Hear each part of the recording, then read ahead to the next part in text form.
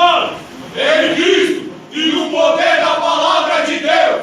Bom, vamos ver se realmente vocês estão firmados no poder da palavra.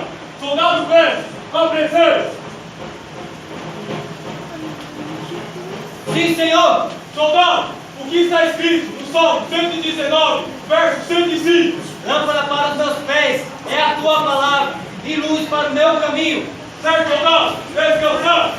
Soldado Wilson, apresente.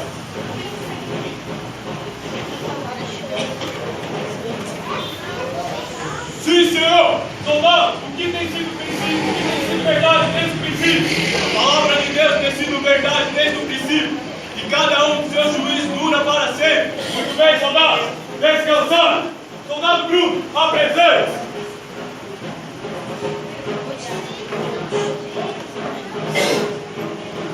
Sim, senhor. Soldado, o que está escrito no Salmo 119, verso 11?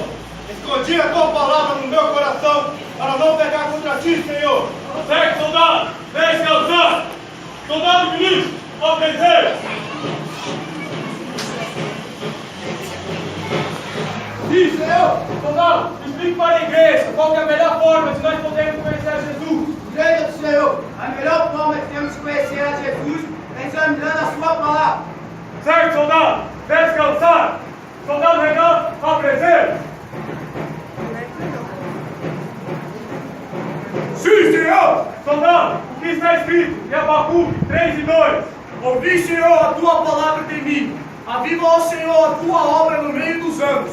E no meio dos anos, faze-a conhecida. Na hora da ira, lembra-te da tua misericórdia. Muito bem, soldado. Descansar. Soldado Giovanni, apresente. Sim, senhor. Soldado, os tempos que vivemos são tempos trabalhosos e difíceis. Explique para a igreja qual que é a melhor forma de nós nos mantermos de pé diante de tempos tão difíceis. Senhor, em Efésios 6:11, Paulo nos ensina a revestirmos de todas as armaduras de Deus para resistirmos contra as astutas ciladas do diabo. Muito bem, soldado. Descansar. Soldado Ricardo, apresente. Aleluia, Soldado Jesus. Ricardo, Senhor, ele ainda está em combate, Senhor. certo. Tentarei falar com ele pelo rádio. Soldado Ricardo, passe falando. Informe a sua posição. Campo. Senhor, estou de pé. Há muitos abatidos no caminho. Há muitos inimigos. Espera, já fiz o meu alvo. Positivo. Prossiga, soldado.